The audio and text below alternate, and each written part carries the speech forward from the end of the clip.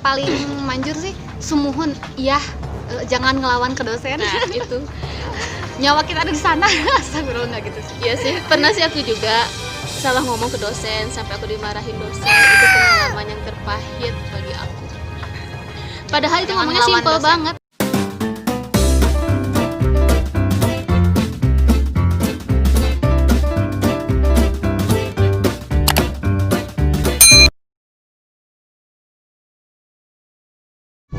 Assalamualaikum warahmatullahi wabarakatuh. Kembali lagi bersama Eva Puspita Adam. Alhamdulillah akhirnya aku bisa lagi bikin video tentang, ya kalian bisa lihat lah ya di judul YouTube ini, di judul video ini tentang apa. Tapi sekarang aku bikin video ditemenin sama sahabat aku dari SD. Ye, siapa namanya? Asmi Afifatul Kamu Mukarramah. Asmi ya? Asmi apa yang bikin aku seneng? Apa tuh? Merasmikan hubungan aku dan dia. Nyambung. Baiklah, udah. Oke guys, kali ini aku bikin video tentang tips bagaimana mendapatkan IPK Kamlet. Wah. Yeay. Nah, di sini aku ditemani sama Asmi dikarenakan beliau mendapatkan IPK yang tinggi, guys. Coba. Nah, sekarang aku akan bikin Q&A ke Asmi. Bagaimana sih mendapatkan IPK terbesarnya gitu, dan bagaimana untuk mempertahankannya. Nah, sebelum dilanjutkan ke bagaimana tips-tipsnya, alangkah baiknya kalian mensupport channel aku dengan cara like, comment, and subscribe. Dan jangan lupa juga klik tombol loncengnya supaya kalian menjadi penonton pertama di setiap uploadan video aku. Dan boleh juga kalian share supaya banyak juga yang lain tahu. Oke? Baiklah, langsung saja ke beliau. Oke? Pertanyaannya aku udah bikin, cuma ada 5 pertanyaan aja. Nah, yang pertama itu, bagaimana sih perasaanmu ketika mendapatkan IPK Kamlet? Jadi sebelumnya perkenalkan dulu ya, tadi kan udah, namaku Asmi Afifatul Mukarramah, lulusan sarjana S1 Sejarah Peradaban Islam di UIN Sunan Gunung Jati Bandung. Masya Masya Allah. Lihat juga backgroundnya, kita Islamik banget. Jadi IPK aku itu cuman disebutkan Jangan oh usah. IPK ya termasuk Kamlet Kamlet gitu ya. Gimana pertanyaannya? Bagaimana perasaan kamu ketika mendapatkan IPK Kamlet? Ya ada perasaan bangga, terus nggak percaya gitu. Masya Allah. Hasil yang didapat dari semester 1 itu ya berbuah gitu sampai sekarang, sampai di akhirnya. Masih banyak loh di luar juga yang pengen banget mendapatkan IPK Kamlet. Terus banyak juga ke aku, gimana sih Pak apa sih mendapatkannya. Nah, terus pertanyaan yang kedua, apakah ada motivasi lain untuk mendapatkan IPK tersebut? Motivasi khususnya gak ada sih, maksudnya gimana ya? Jadi motivasinya tuh pengen banget nih mendapatkan IPK Kamlet, tapi jadi ada dorongan supaya aku supaya Asmi teh mendapatkan IPK Kamlet. Yang pasti dorongan karena pengen membanggakan orang tua gitu ya. Masya Allah. Terus Penyayang orang tua banget ini. Masya Allah. Calon istri idaman. Kita tuh Amin, masih amin, jomblo amin. nih guys. Dari sekian teman-teman SD kita yang paling jomblo. Kita Kita yang belum berdua yang menikah. belum nikah. Iya. Yang belum nikah. Tinggal nikah lagi. Kamu Maaf. nikah mah, kamu enggak. Curhat udah. Coba lanjutin, apa motivasinya? Iya, motivasi yang pertama pasti orang tua pengen membanggakan, terus pengen jadi yang terbaik sejurusan, tapi ya meskipun tidak jadi yang terbaik juga, tapi termasuk ke dalam golongan yang terbaik gitu. Gak apa-apa, gak terbaik bagi jurusan, tapi terbaik bagi hati orang Masya tua dan Allah.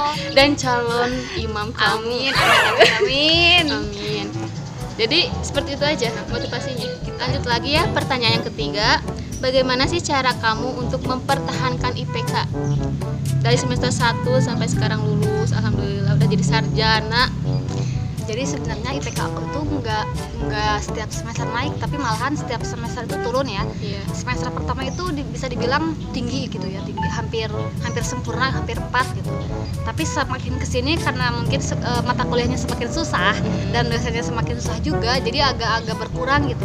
Tapi pas di akhir, pas di semester 8 atau pas nyusun skripsi, alhamdulillah termasuk ke cum laude yang terbesar juga gitu. Oplos. Gak apa-apa sih, emang sih kan dunia ini selalu berputar. Ketika kita ada di atas, kita pasti bakalan ke bawah, seperti itu guys. Jadi intinya kita harus tetap berusaha untuk mencapainya. Apa sih tips-tips dari Asmi untuk mendapatkan IPK kamu itu apa sih tipsnya? Tipsnya belajar. Tentu itu. Tapi aku juga jarang belajar. Tanpa belajar kamu gak bakalan ada ilmunya yang naruh otak. Tapi aku juga sih belajar jarang. Yang ada malah nonton drakor. Gak apa-apa nonton drakor buat selingan. Terus apa lagi? Pertama belajar, terus aktif di kelas. Aktif di kelas, aktif kalau bisa aktif di jurusan. Di jurusan itu bisa aja jadi HMJ atau enggak jadi dekat sama dosen, dekat sama kajur, sering bantu-bantu di jurusan gitu. Nah, gitu pokoknya. Jadi pengalaman aku juga waktu kuliah aku aktif di jurusan, jadi sering ke ruang jurusan, orang-orang jurusan juga udah kenal sama aku gitu. Sampai dimasukkan ke tim akreditasi jurusan buat ngurus-ngurus akreditasi pada waktu itu. Masya Allah. Mau tanya nih, aktif di kelas itu seperti apa sih? Jadi aktif banyak bertanya untuk mencari perhatian dosen atau bagaimana? Nah, gitu juga bisa. Oh. Gitu juga bisa gitu. Oh, jadi dapat IPK tinggi itu harus menjadi caper ke dosen-dosen. supaya kita dikenal. Kalau kita cuman duduk aja di kelas itu ngapain gitu. Iya sih benar. Terus saran dari aku buat adik tingkat atau adik kelas gitu ya, kalau pengen maju gitu, pengen berhasil, banyakin temen, aktif di kelas, banyakin relasi ke dosen, banyakin organisasi. Salah satu yang disesalin sama aku tuh kok dulu nggak aktif di organisasi gitu. Sama kayak aku sekarang. Aku sekarang lagi bikin skripsi. Nah, pasti butuh seorang yang membimbing kita kan. Nah, kalau misalkan banyak organisasi, banyak relasi, banyak teman-teman kan kita pasti banyak bertanya lah, minta bantuan. Nah, sedangkan aku kan kupu-kupu lah, mahasiswa kupu-kupu, kuliah pulang itu jangan. Ya, aku juga merasain itu teh apa sih? Gak sia-sia gitu. Selama kita kuliah gak organisasi itu sia-sia. Jadi kalau bagi kalian yang maba sekarang, alangkah baiknya kalian mengikuti organisasi minimalnya 2 lah. Yang pasti di jurusan itu harus ikutan. Aktif di jurusan, deket ke dosen, tapi paling manjur sih sumuhun, iya, jangan ngelawan ke dosen. Nah, itu nyawa kita ada di sana. Astagfirullah, nggak gitu sih. Iya sih, pernah sih aku juga salah ngomong ke dosen sampai aku dimarahin dosen. Itu pengalaman yang terpahit bagi aku. Padahal itu ngomongnya simpel banget. Padahal aku ngomongnya cuma pakai baiklah. Itu teh salah, baiklah tuh. Harusnya tuh baik Pak atau baik Bu. Tapi aku malah ngomong baiklah. Tapi itu aku malah dimarahin. Katanya kayak aku teh marah sama beliau gitu. Lanjut, tipsnya apa lagi? Jadi sering ke perpus juga ya, main banyakin referensi kakak tingkat, skripsi punya kakak tingkat, baca-baca. Dan alangkah baiknya kalian punya aman gebetan kakak tingkat. Gak usah, aku juga enggak. Abi enggak. Ya sih, enggak sih.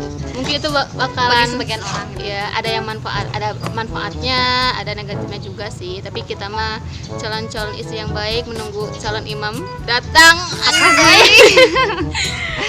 Udah gitu aja tipsnya. Ada lagi apa? Jadi jangan belajar mulu, tapi belajar sama main itu harus seimbang gitu ya. Usahain punya teman yang satu frekuensi gitu. Kalau diajak main, hayu, lagi mumet. Kalau mumet jangan dipaksain lah, main aja dulu gitu. Yes. Ngapain gitu. Yes. Main Sama itu kayak aku. Nonton drakor perlu. Ketika aku sekarang kan lagi nyusun skripsi. Nah, mumet-mumetnya skripsi aku pelariannya ke drakor dan TikTok. Ya apapun pelarian kalian supaya kalian jadi lebih semangat gitu, lebih ngegas lagi pas skripsinya gitu. Menambah energi seperti itu. Jadi yang tadi tipsnya yang pertama belajar, yang kedua aktif di kelas, yang ketiga aktif di jurusan, yang keempat pergi ke perpustakaan, yang kelima main. dan mencari Seimbang. teman yang frekuensi gitu, seperti itu ya. Cari teman diskusi yang baik. Karena lingkungan atau teman itu dapat mempengaruhi kita. Apalagi kita ya, kan kita kan dari Cianjur ke Bandung itu kan jauh banget gitu ya. Jadi pasti kita mengembara sendiri gitu, gak ada orang yang dikenal, gak ada saudara. Jadi perlu itu mendapatkan teman yang sefrekuensi sama kita, yang mampu menerima kita apa adanya gitu. Tidak hanya pas kita lagi sedihnya, pas kita lagi senangnya aja dia ada, tapi pas sedihnya juga dia selalu ada di samping kita. Seperti itu guys. Terus nih selanjutnya pertanyaan terakhir dari aku. Nah kan Asmi mendapatkan IPK yang kamlen. Apakah IPK tersebut itu mempengaruhi ke pekerjaan Ami yang sekarang gitu? Tiap orang beda-beda ya, tergantung dia terjun ke pekerjaan yang mana gitu. Kalau kalian mau kerja jadi PNS atau kerja di instansi pemerintahan, pas ikutan CPNS IPK minimal harus segitu gitu, masih ada itu minimalnya. Tapi kalau untuk sehari-hari atau dalam dunia pekerjaan biasa aja gitu, IPK itu gak ngaruh gitu ya. Tergantung orangnya gitu. Tergantung kita orangnya. kerja di mana gitu. Ya gitu, jadi skill yang ditunjukin gitu. Yang tunjukin, yang digedein tuh skill. IPK itu hanya angka. Hanya angka asli. Orang yang dapat IPK yang besar juga ada yang seperti itu. Masya Allah.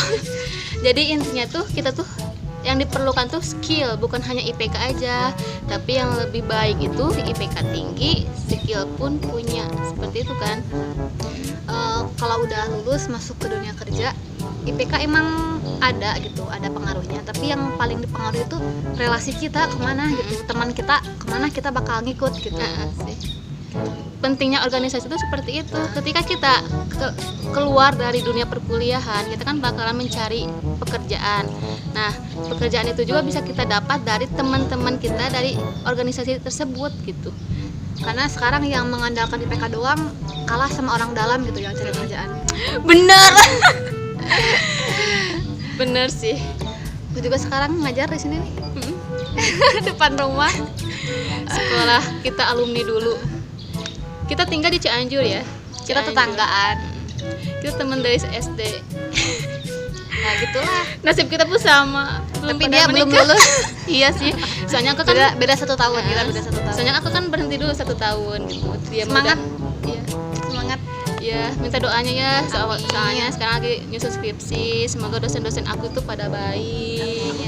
Lupa ngasih tahu bahwa perkuliahan itu beda jauh banget dari pas zaman-zaman kita SMA. Ya gak sih? Perbedaannya itu seperti ini. Ketika kita pas SMA bisa ada waktu luang untuk bermain, kalau misalkan kita di perkuliahan itu jarang. Kalau misalkan kita nggak nyempetin buat main, karena pasti kalian itu banyak laporan-laporan atau tugas-tugas yang lain yang bakalan makin banyak setiap kalian menambah semester. Terus waktu tidur kalian bakalan terganggu, ya gak sih? Berkurang. Terus apa lagi menurut Ami? Perbedaannya Perbedaan antara perkuliahan sama SMA itu beda banget gitu.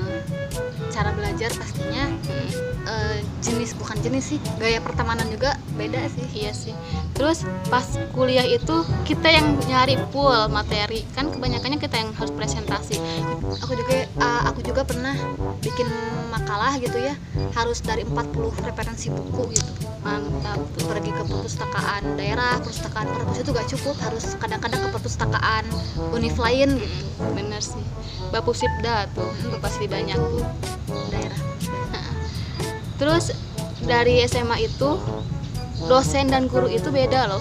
Guru itu masih bisa mentolerasi kita kan, tapi dosen itu kalau misalkan kita ada kesalahan itu bakal akibatnya fatal banget.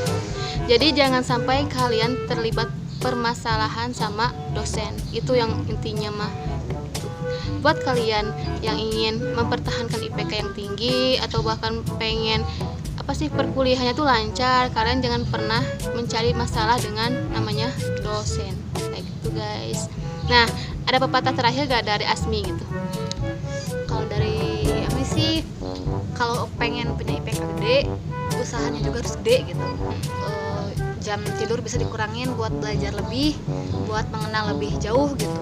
Dan juga usaha kita ke dosen gitu, ramahnya kita kayak gimana, sumuhun-sumuhunnya iya gitu, harus ditahan, Iya. harus Kita mah ditingkatkan sama gitu. dosen cukup bilang iya, oh baik pak, oh iya pak, seperti itu aja, jangan mengengkang gitu, jangan ada perdebatan antara kita sama dosen.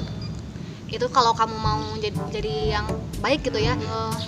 Dan juga dari pesan dari aku, semangat buat yang lagi nyusun skripsi, beresin skripsinya. Ngapain lama-lama di kampus juga gitu ya. Meskipun setelah kuliah nggak ngejamin langsung kerja, tapi ngapain di kampus juga, mendingan nyari kerja di sekarang gitu kan. Betul. Terus buat adik tingkat yang Baru. semester 1 yang baru masuk, semangat, perjalanan kalian baru dimulai.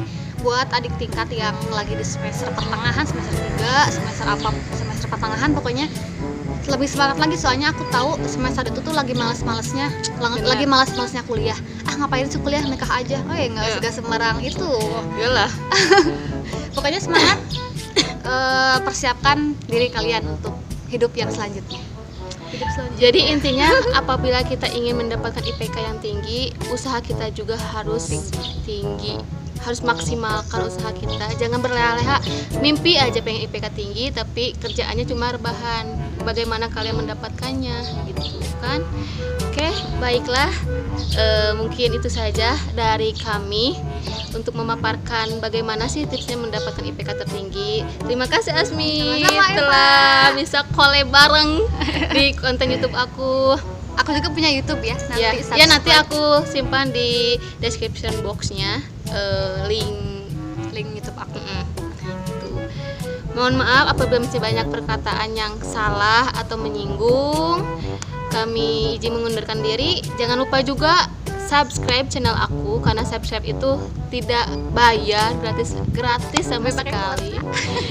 Gak apa-apa lah, kuota kan masih ada wifi tetangga yang bisa dipakai.